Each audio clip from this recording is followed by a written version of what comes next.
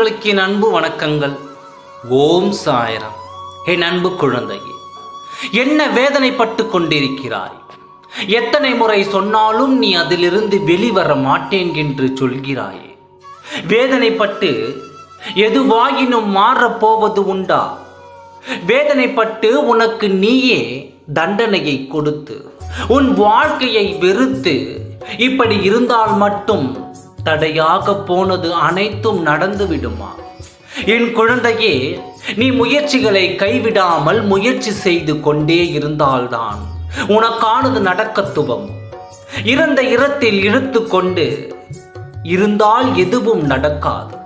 முயற்சிகளை செய்து முன்னேற வழிகளை தேடு. அப்பொழுது உன்னை தேடி அனைவரும் ஓடி வருவார்கள். இப்படியே இருந்து கொண்டு இருந்தால் உன்னை விலகி இருப்பதே சந்தோஷம் என்று அனைவரும் நினைக்கத்தான் செய்வார்கள். உன் சாயப்பா சொல்வதை புரிந்து கொள். இப்பொழுதும் உன் துணையை பற்றி உன்னிடம் பேச வந்தேன். என் வேதனைகளை பார்த்து சிரித்து கொண்டு இருந்த அவர்களுக்கு இன்று அவர்கள் இல்லத்தில் நடந்த ஒரு செய்தியை தான் உன்னிடம் கூற வந்தேன்.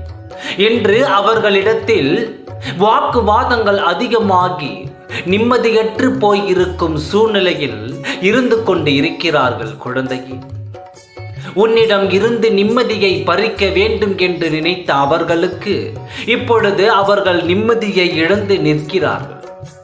யார் ஒருவரின் வாழ்க்கையும் நிம்மதியும் கெடுக்க வேண்டும் என்று நினைக்கும் நண்பர்களுக்கு இதுதான் கடைசியில் கிடைக்கும் அந்த பலன் என்று இவர்கள் மூலம் தெரிந்து கொள்வார்கள். என்றும் அவர்கள் போல் நீ மாற வேண்டும் என்று நீ நினைத்து விடாதே. இப்பொழுது இருக்கும் உன் கண்களை நீ மாற்றிக்கொள்ளாதே. உன்னுடைய அன்பும் உன் குணமும் தான் உன் சாயப்பாவை உன் அருகிலேயே வைத்துக் கொள்கிறது. உனக்குள் நான் இருக்கிறேன். அந்த அன்பு இருக்கும் வரையும், அந்த பரிவும் பாசமும் இருக்கும் வரையும், என் மேல் இருக்கும் நம்பிக்கை இருக்கும் வரையும் உனக்குள் நான் இருப்பேன். என் மீது சத்தியம். இது நிம்மதியாக இரு. இப்பொழுதுதான் அவர்களின் ஆட்டத்தை அடக்கும் நேரமாக இருக்கிறது. இன்று ஒரு விஷயத்தை பற்றி வாக்குவாதம் அதிகமாகி உன் துணைக்கும் உன் துணையின் இல்லத்தில் இருப்பவர்களுக்கும் வேதனை நிறைந்த சூழ்நிலையாக இருக்கிறது.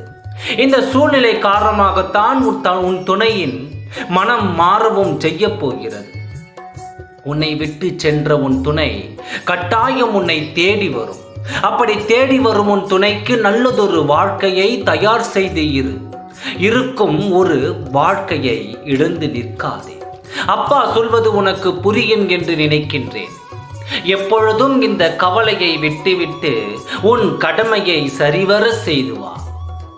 உன்னுடன் நான் இருந்து அனைத்து வேலைகளையும் நான் வெற்றியை முடித்து கொடுத்து உன் குறைகளை நிறைவாக்கி உன் வாழ்க்கையை நான் நிறைவுபடுத்த போகிறேன்.